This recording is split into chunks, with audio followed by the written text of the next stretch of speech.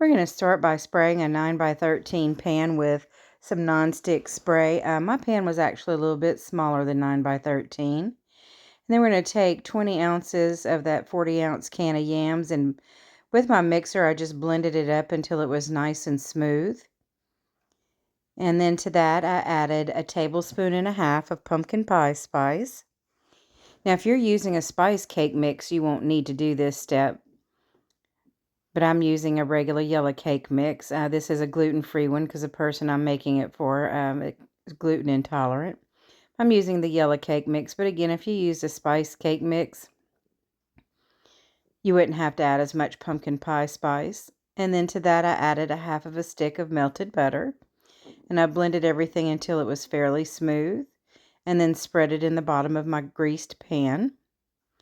In the same bowl I mixed the cake mix in, I put an 8-ounce block of softened cream cheese, 3½ cups of powdered sugar, 2 eggs, and then after I started blending, I added the other half of the butter melted and blended this until it was nice and smooth and creamy, and spread it over the cake mix layer, trying to get it as even as possible. Then I'm going to place it in a preheated oven at 350 degrees. And I'm going to do that for 35 minutes. And when it's nice and golden brown and no longer super jiggly, it's ready.